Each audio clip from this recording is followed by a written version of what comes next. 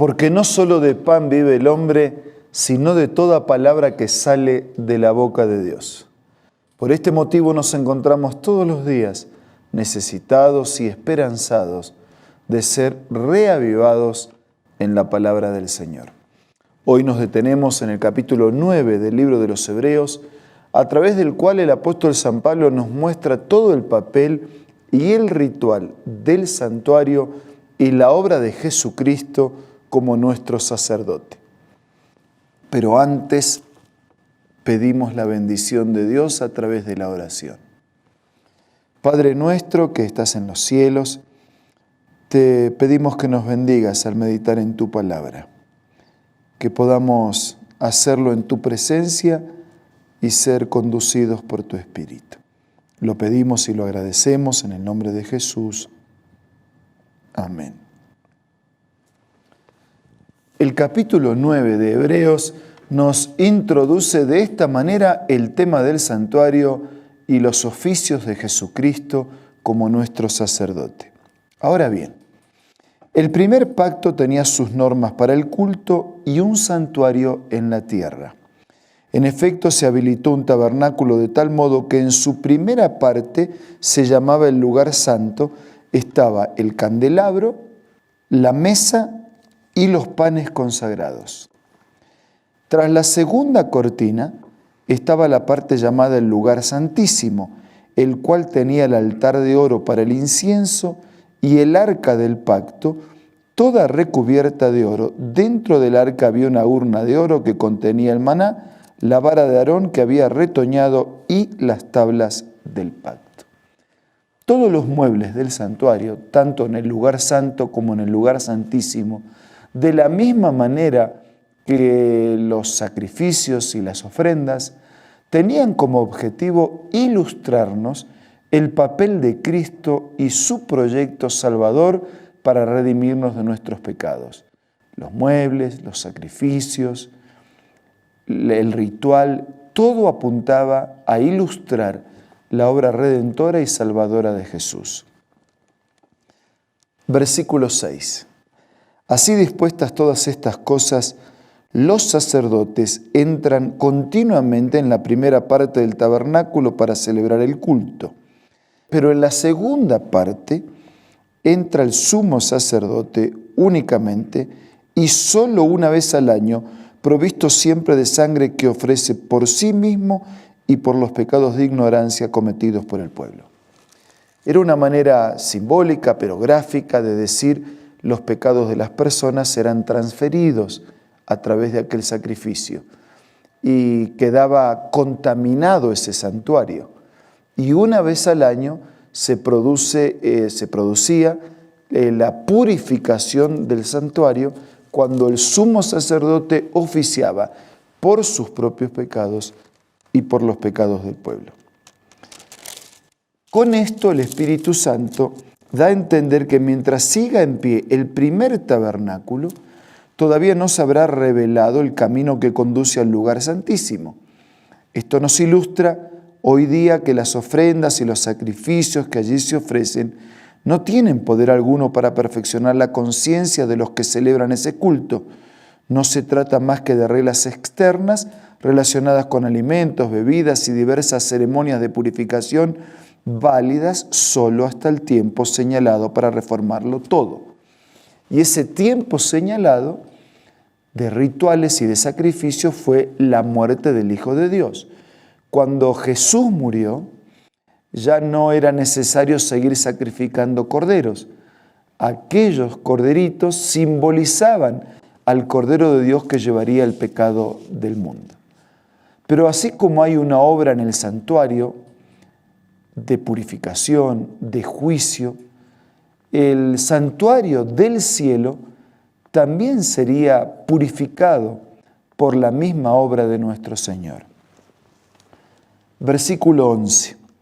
Cristo, por el contrario, al presentarse como sumo sacerdote de los bienes definitivos en el tabernáculo más excelente y perfecto, no hecho por manos humanas, es decir, que no es de esta creación, está hablando del santuario del cielo, entró una sola vez y para siempre en el lugar santísimo.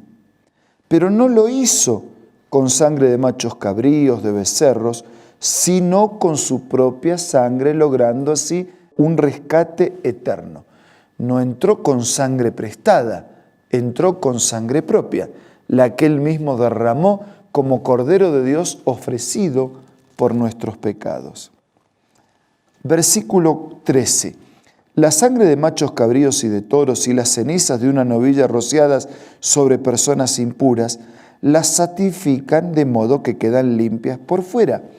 Ahora, si esto es así, si la sangre de esos animalitos representaba una limpieza y una transferencia de pecados, ¿cuánto más la sangre de Cristo, quien por medio del Espíritu Santo eterno se ofreció sin mancha a Dios, purificará nuestra conciencia de las obras que conducen a la muerte, a fin de que sirvamos al Dios vivo?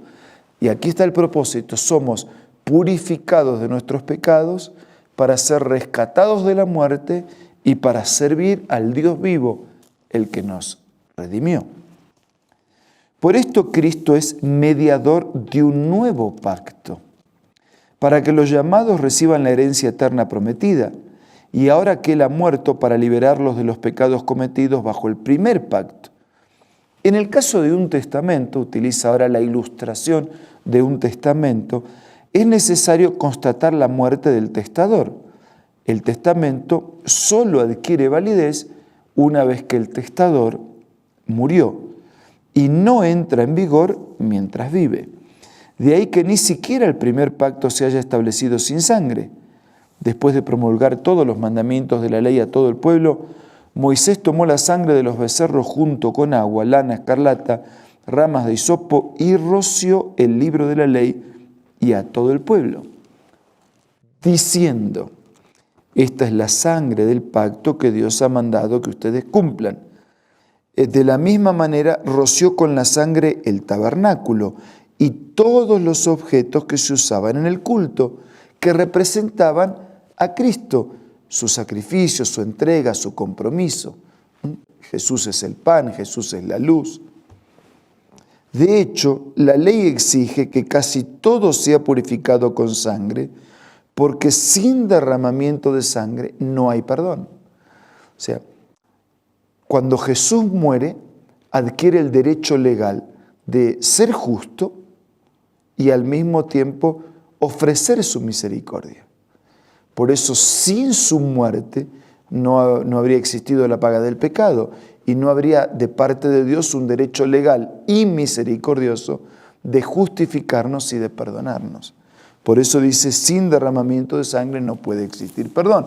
Alguien tenía que pagar la culpa de mi pecado, que en la consecuencia final era y es la muerte. Versículo 23. Así que era necesario que las copias de las realidades celestiales fueran purificadas con esos sacrificios, pero que las realidades mismas lo fueran con sacrificio superior a aquellos. Y yo tengo que resumir porque el tiempo no nos da, pero de la misma manera que el santuario en la tierra, que era símbolo del santuario del cielo, tenía que ser purificado, hay un momento y un tiempo en la profecía en que después de un juicio investigador, el santuario será purificado. En efecto, Cristo no entró en santuario hecho por manos humanas, simple copia del verdadero santuario, sino en el cielo mismo, para presentarse ahora ante Dios en favor nuestro. Ni entró en el cielo para ofrecerse vez tras vez, como entra el sumo sacerdote en el lugar santísimo cada año con sangre ajena. Si así fuera, Cristo habría tenido que sufrir muchas veces desde la creación del mundo. Al contrario, ahora, al final de los tiempos, se ha presentado una sola vez y para siempre, a fin de acabar con el pecado mediante el sacrificio del mismo. Y a partir del año 1844, así como lo podemos ver también con claridad en las profecías de Apocalipsis, Jesucristo inicia ese trabajo especial de purificación del santuario del cielo para que finalmente el juicio de Dios, que tiene en la Biblia 3 etapas, llegue a ser definitivo. hay una etapa de investigación, hay una etapa de comprobación y finalmente hay una etapa de ejecución, cuando el mal sea desterrado para siempre, cuando el pecado no exista más. Y así como está establecido que los seres humanos mueran una sola vez y después venga el juicio, también Cristo fue ofrecido en sacrificio una sola vez para quitar los pecados de muchos y aparecerá por segunda vez, ya no para cargar con pecado alguno, sino para traer salvación a quienes lo esperan.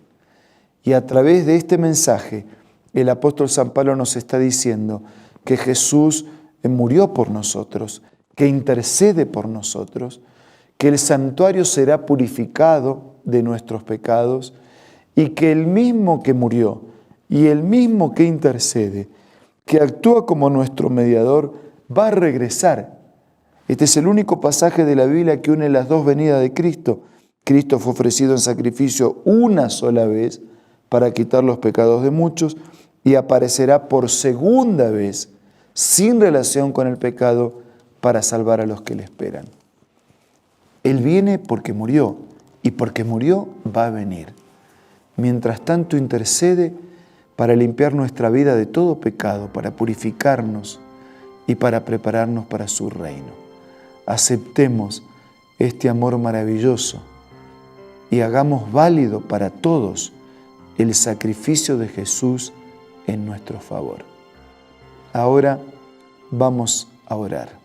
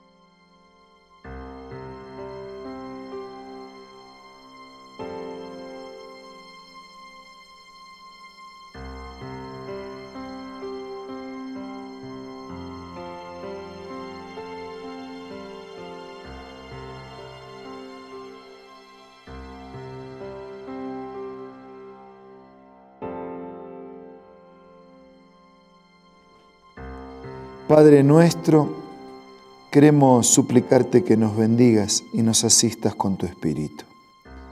Señor, que podamos ser agradecidos con el inmenso sacrificio de Cristo y por tu ayuda y tu poder ser victoriosos. Gracias porque Jesús murió por mí y gracias porque Él volverá por mí. Ayúdame a prepararme mientras hoy intercede para que sea un vencedor y pronto vivamos juntos para siempre. Bendice a nuestros queridos amigos y hermanos. Te lo pido y te lo agradezco en el nombre de Jesús. Amén. Muchas gracias por su compañía amable de todos los días. Nos reencontramos mañana para seguir siendo reavivados por la palabra del Señor.